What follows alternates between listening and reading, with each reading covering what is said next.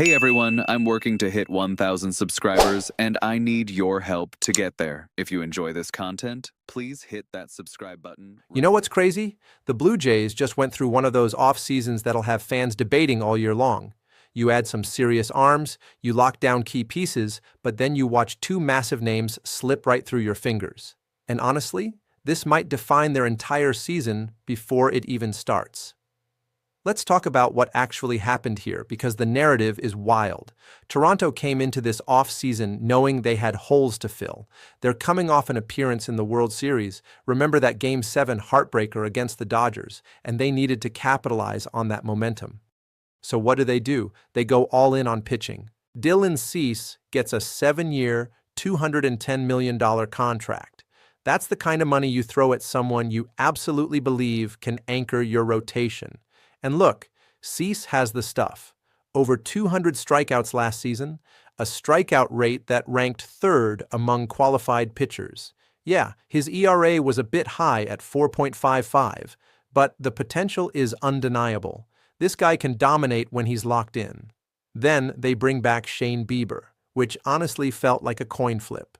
The dude just came back from Tommy John surgery, pitched well enough down the stretch and in the playoffs, and had every reason to test free agency. Instead, he picks up that $16 million player option.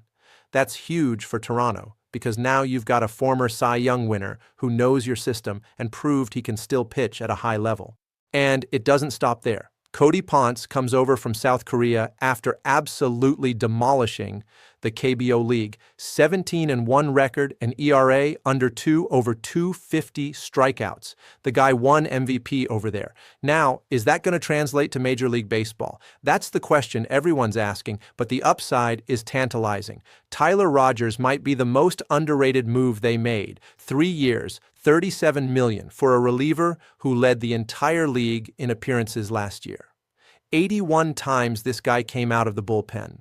That's durability you can't put a price on, especially when you're making a playoff push and need someone who can give you outs in any situation. They also grabbed Kazuma Okamoto from Japan, 4 years, $60 million. He's led their league in home runs 3 times, and while there's always skepticism about how Japanese power hitters translate to MLB, the Blue Jays clearly think he can produce. Plus, he gives them flexibility on defense, which is never a bad thing. So on paper, Toronto crushed this offseason, right? They addressed their rotation, beefed up the bullpen, added a bat with proven international success.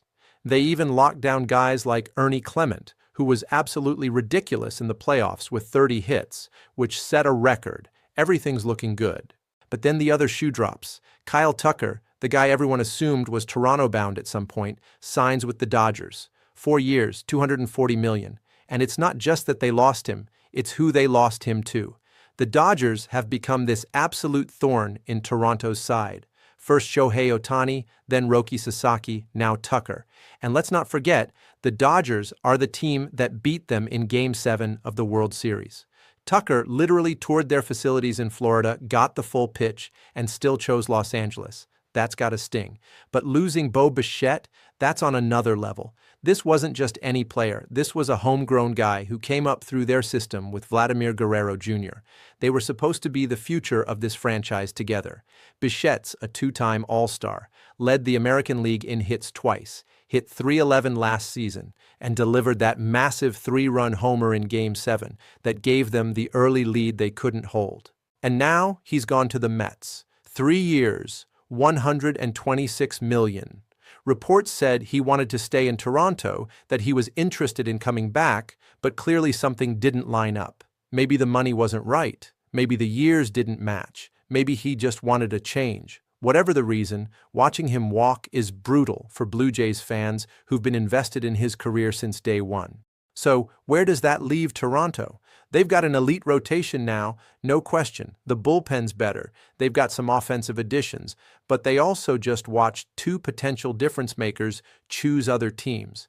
Can they still compete for a championship? Absolutely. Is this team as good as it could have been if they'd kept Bichette or landed Tucker? That's the debate that'll rage all season long.